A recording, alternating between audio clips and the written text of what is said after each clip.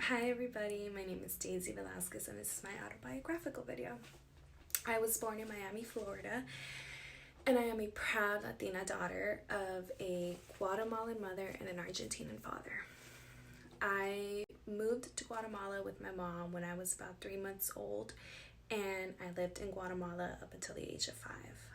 When I was 5, my mom and I moved back to the US and we moved to California, and I have been in California ever since. The move from Guatemala to California was a huge shifting point in my life. I remember I was extremely lost and confused throughout that time. I felt very lonely. I was in complete culture shock. Everything that I knew was completely changed, and I had joined what we call the melting pot. I remember my very first day of kinder, I felt very distraught. Everything felt completely weird. I felt very out of place because I couldn't communicate directly with my teacher. She didn't speak Spanish, she spoke English only. So every question that I had to ask my partner. And my partner, who was the same age as me, 5 years old, would struggle to ask and translate the teacher. It was then that I knew that I was different and there were other people who were completely different from me as well. Something that I was not aware of before when I lived in Guatemala, because everybody spoke Spanish, everybody looked like me. There was nothing out of the norm for me.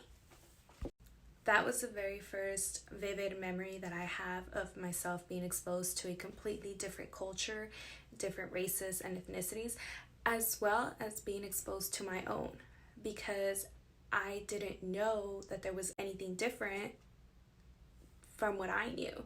So it was at that moment too that I knew that I had my own ethnicity, my own race, my own identity, and it was completely different than everyone else's. From a very young age, my mom taught me a lot about our race and ethnicity and how it creates this beautiful culture that we are a part of as Hispanics. And she also made it very clear how, because there are so many different races and ethnicities, there are so many different beautiful cultures around the world that we have to be aware of. And it's not to say that one is better than the other, it just means that there is more in life to appreciate from every single race and ethnicity. One of the biggest things that she taught me about our culture was that family means everything. In our ethnicity, family is a huge role in our lives, and the unity that we have in our families as Hispanics is very strong. Although I am Guatemalan and Argentinian, I identify more with my Guatemalan side because I grew up with my Guatemalan side, and we have many beautiful traditions that we share with other Hispanic cultures. But one of those traditions is for Catholics, seeing as though my family is a very strong Catholic believers. We are very strong Catholic believers. The tradition that we practice every year are called posadas. And posadas are where children and adults dress up as Mary and Joseph in small processions that are held during the 9 days before Christmas Eve. The posadas are supposed to be a reenactment of Joseph and Mary's, the pilgrims, search for lodging on their way to Bethlehem. The tradition includes a party at a different neighborhood home each night, where the pilgrims, the kids and the adults, are singing a song asking for shelter, with the hosts replying in a song before opening the door to offer drinks or food such as tamales, ponche, etc. Although I was exposed to this melting pot at such a very young age, I don't think I was really aware or reminded of how different I was from everyone else until my very first year of college, when I got a job as a nanny for kids in Pacific Palisades. The parents of the children were very wealthy, and in turn, so were the friends of the parents. And one time the parents had a party and I was taking care of the kids upstairs, but I ran downstairs to get the bottles of milk for the children. That wasn't my job, that I was taking care of the kids upstairs and I had to go back and attend the kids. And she grabbed my arm and she said, well, aren't you supposed to clean it up? Like, isn't your job to clean the house too?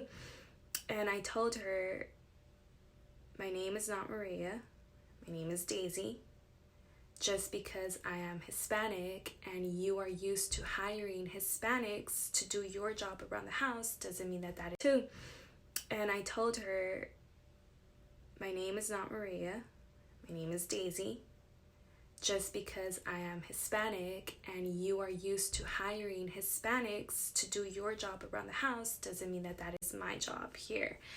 And needless to say that was the last time that I worked at that house and worked as a nanny in general. But that day, that experience, that conversation with that woman was very eye-opening to me and really put me in this position where I felt like for the first time in my life I had been placed in this little box and had been a victim of racism. And that's been the only time that I have ever been discriminated in such a harassing and humiliating way.